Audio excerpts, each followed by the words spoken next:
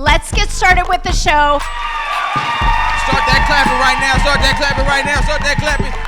Welcome to the Yes and Laughter Lab. You're in a very supportive environment. For those of you who don't know what you're doing here, you're in a great place. The Yes and Laughter Lab was founded in 2019. Both Katie and I had come out of doing work in both comedy and social change, wanting to bring the two together. We're now in our 6th year.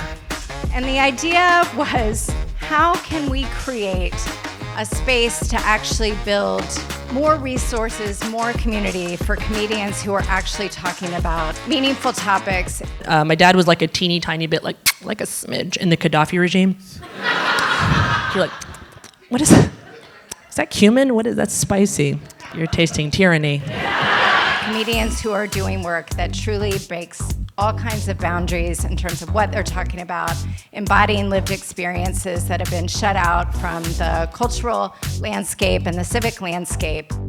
Like if we took our glasses off and look at everybody like this, yeah, it's this angry black guy that's on stage. But if I keep this face and put glasses on, now I just look like I'm thinking about something. And when you become a fellow, you get to be part of a pitch showcase. To get really specific about it, if you took the world of Barbie and you added the characters from Lion King on Broadway, do you know what I mean? And then if you add Trixie Mattel, you get Chapel Roan. And that is what we're going for. Right?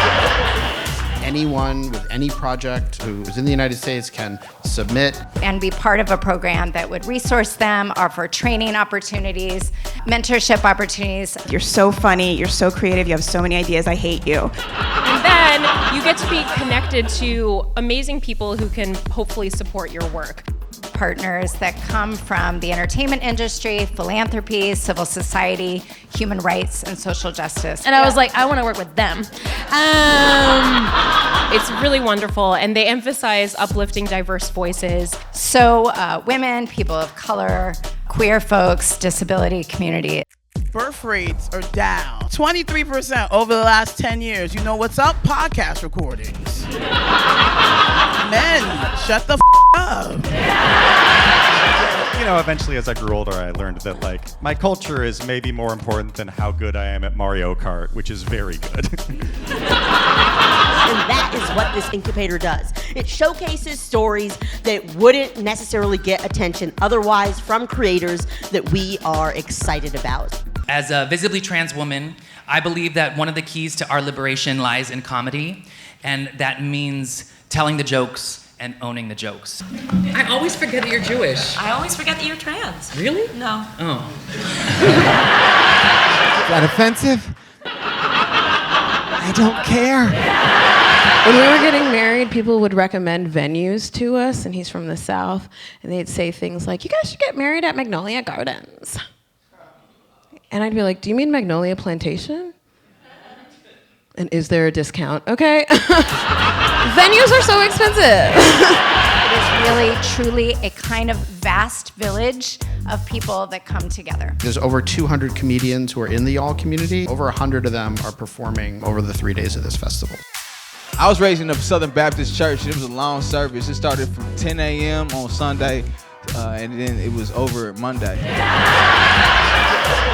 I'm like, therapy is a video game. You're player one, and your objective is to defeat your childhood, okay?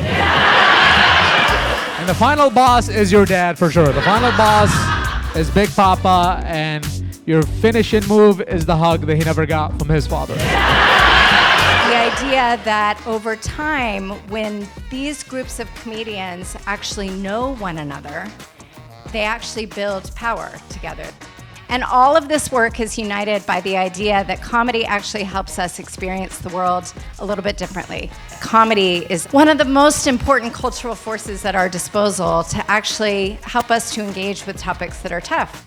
Comedy is the way that we actually point out injustice. Comedy is the way that we imagine the world to be better. It's a really cool program, and you guys are lucky to be a part of it tonight. Thank you so much for coming out to the YALL Comedy Festival.